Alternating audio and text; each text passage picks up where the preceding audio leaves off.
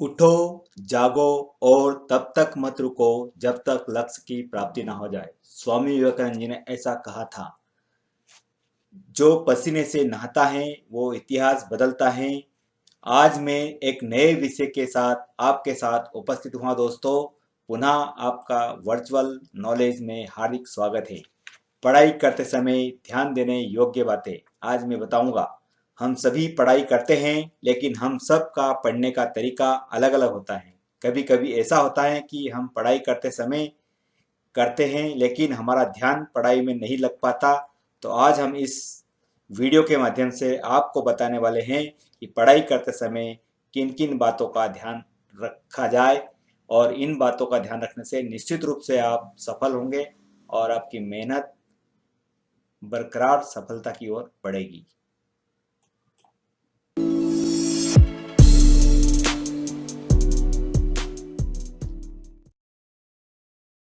सफलता का रास्ता ईमानदारी की पटरी से होकर जाता है, ये हम सभी जानते हैं। सबसे पहली टिप्स है, पहला स्टेप है कि पढ़ाई हमेशा टेबल कुर्सी पर बैठकर ही करें।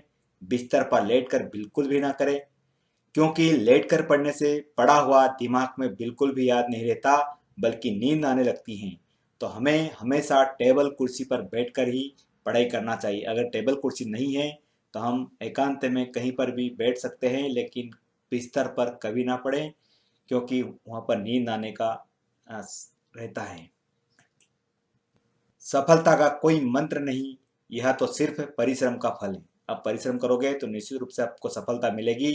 और इस स्टेप में मैं बताऊंगा कि अपनी पढ़ाई के लिए एक समय सारणी टाइम टेबल बनाएं और हर विषय के लिए एक समान निर्धारित करें। देखिए दोस्तों, जब तक आप टाइम टेबल नहीं बनाएंगे और शेड्यूल नहीं करेंगे सारे कोर्स को, जब तक आप पढ़ाई ठीक से नहीं कर पाएंगे और पूरा टाइम हर सब्जेक्ट को नहीं दे पाएंगे। इसलिए आप टाइम टेबल जरूर बनाएं।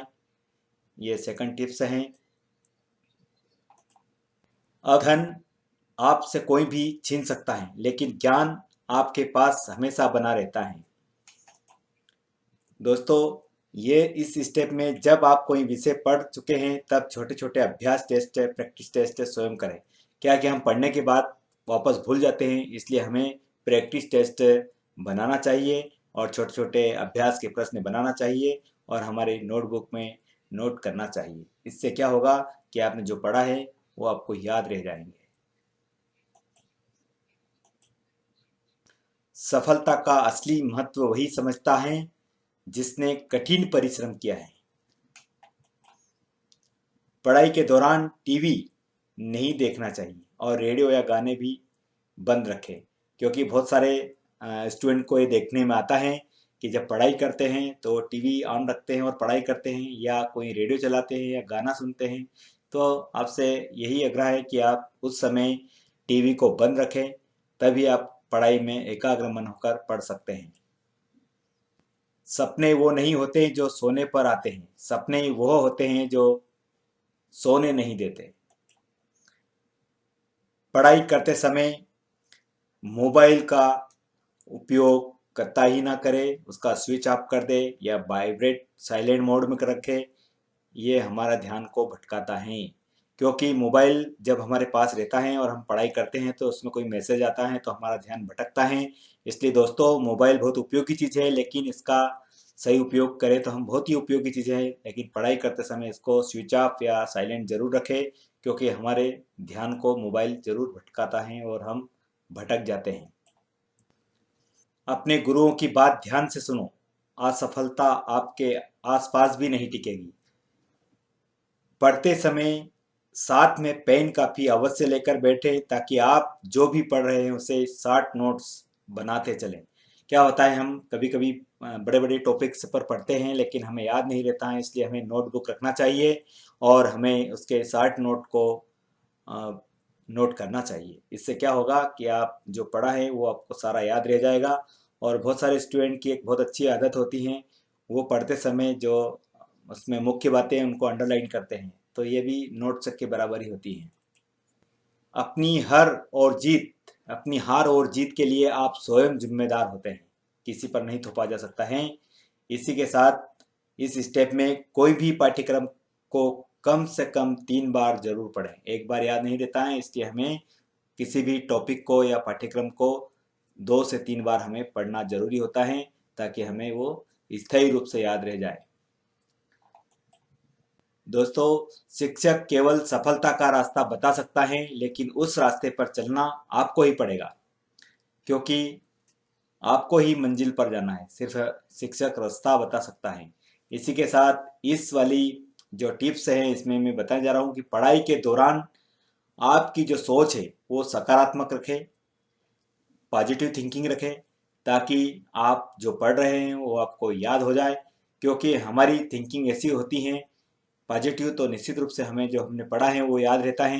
कभी कभी बहुत सारे स्टूडेंट या बच्चे क्या करते हैं कि बहुत बड़ा टॉपिक है, बहुत न्यूमेरिकल है, बहुत टिपिकल है, हम नहीं पढ़ पाएंगे। ऐसी थिंकिंग से आप दूर रहिए, इसको निकाल दीजिए और पढ़ाई करने के दौरान आप सकारात्मक विचार, पॉजिटिव थॉट रखिए और अच्छे परिणाम प्राप्त करने के लिए प्रतिबद्ध रहिए कि हमें निश्चित रूप से हम इस टॉपिक को क्लियर कर सकते हैं, निश्चित रूप से हम ये पढ़ाई कर सकते हैं। ऐसी कोई चीज़ नहीं है जो हम नहीं कर सकते हैं।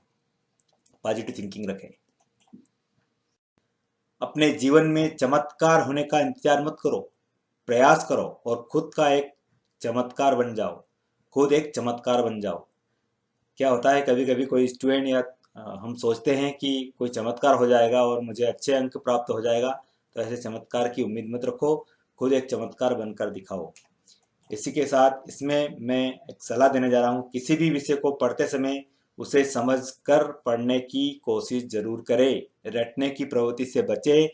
जो भी पढ़े उस पर विचार मंथन जरूर करें, क्योंकि बहुत सारे बच्चे को ये देखने में आता है कि वो रटन विद्या करते हैं, रट्टा मारते हैं। तो रट्टा नहीं मारना है आपको, क्योंकि आपकी प्रवृत्ति ऐसी है रट्टा मारने की, तो निश्चित रूप से आप कहीं ना कहीं भटक जाएंगे।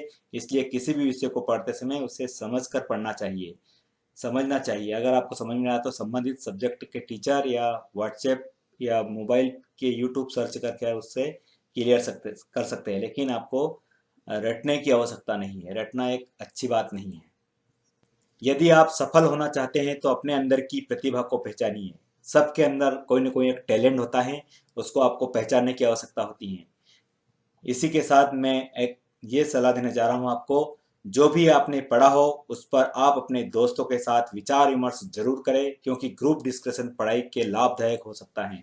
ग्रुप डिस्कशन एक ऐसी एक भूमिका है या ऐसी एक कला है जिससे आप सारे दोस्त बैठ करके उस पर डिस्कस कर सकते हैं। जैसे अलग अलग टॉपिक पढ़े हुए दोस्त अलग अलग आपस में चर्चा करते हैं, तो सारे टॉपिक मिल करके वो क्लियर हो जाते हैं। 4 दोस्त हैं, 4 अलग अलग टॉपिक हैं, 4 आइडिया हैं, 4 ही आइडिया आपस में साझा करेंगे तो हर एक के पास में 4 आइडिया होगा। क्योंकि एक आइडिया एक व्यक्ति को याद है, एक स्टूडेंट को याद है, तो वो चारों आपस में साझा करेंगे तो 4 आइडिया उनके पास में इकट्ठे हो जाएंगे। इसलिए मैं कहता हूँ, जो भी आपने पढ़ा हो उस पर आप अपने दोस्तों के साथ विचार विमर्श जरूर करें, क्योंकि ग्रुप डिस्कशन पढ़ाई में लाभदायक होता है। अहंकार कभी ना करें, सभी के साथ अच्छा व्यवहार करें। पुराने प्रश्न पत्र के आधार पर इम्पोर्टेंस को छांट लें और उन्हें अच्छे से तैयार करें। ये बहुत पहले से सभी को बताया जाता है कि पुराने प्रश्न पत्र हैं, क्वेश्चन पेपर है, उनको जरूर पढ़ें, ताकि आपको याद रहे कि कैसे प्रश्न आते हैं, परीक्षा में कैसे प्रश्न पूछे जाते हैं, और उनको छांट कर आप उनसे अच्छे से पढ़ें। और देखा जाता है कि बहुत सारे बच्चे को पुराने प्रश्न पत्र नहीं देखते हैं और अचानक परीक्षा में जाते हैं तो कठिन प्रश्नों का उनको सामना करना पड़ता है। इसलिए आप पुराने प्रश्न पत्र के आधार पर इम्पोर्टेंस छांट लें, ताकि आप अच्छे से तैयारी हो सके। हमेशा अपने से बड़ों का सम्मान करो। इसी के साथ चित्र, मानचित्र, मैप, ग्राफ, रेखा चित्र आदि की मदद से पढ़ें, क्योंकि ये अधिक समय तक याद रहते हैं। आवश्यक हो वहाँ पर चित्रों के माध्यम से या मानचित्र के माध्यम से, ग्राफ से आदि की मदद से पढ़ें, क्योंकि इससे ज़्यादा समय तक याद रहते हैं हमें, रटने के बजाय या पढ़ने के बजाय। कठिनाइयों का सामना करने वाले लोग की ही जीत होती है। पुनः बता रहा हूँ, कठिनाइयों का सामना करने वाले लोगों की ही जीत होती है। इसी के साथ में पढ़ाई में कंप्यूटर या इंटरनेट की मदद ले सकते हैं।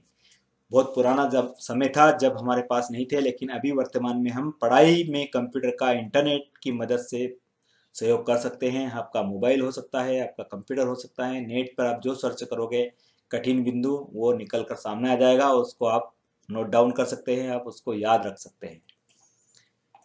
इसी के साथ आपके द्वारा प्राप्त किया गया ज्ञान कभी व्यर्थ नहीं जाता। अब बहुत इंपॉर्टेंट चीज़ है जो सभी हम चाहते हैं, संतुलित भोजन करें, क्योंकि ज़्यादा भोजन से नींद और आलस्य आता है, जबकि कम भोजन से पढ़ने में मन नहीं लगता और थकावट, सिर दर्द आदि समस्या होती हैं। तो आप संतुलित भोजन करें, ना तो अधिक ना कम, और गरिष्ठ भोजन ना करें, ताकि पढ़ाई करते समय आपको थकान और नींद जैसा या आलस्य जैसी समस्याओं का सामना ना करना पड़े। इसलिए आप संतुलित भोजन करें। श्रद्धा ज्ञान देती है, नम्रता मान देती है और योग्यता स्थान देती है, पर तीनों मिल जाए तो व्यक्ति को हर जगह सम्मान देती है। किसी ने क्या खूब कहा था, मैं बड़ों की इज्जत इसलिए करता हूँ क्योंकि उनकी अच्छाइयाँ मुझसे ज़्यादा हैं, और मैं छोटों से प्यार इसलिए करता हूँ क्योंकि उनके गुनाह मुझसे कम किया है, क्योंकि उनके गुनाह मुझसे कम हैं। इसी के साथ दोस्तों, नमस्ते। पुनः आपको मैं अगले टॉपिक के साथ में मिलूंगा। अभी तक आपने मेरे चैनल को सब्सक्राइब नहीं किया है तो प्लीज़ कर दीजिए, ताकि नए वीडियो आने पर आपको तत्काल सूचना प्राप्त हो सके।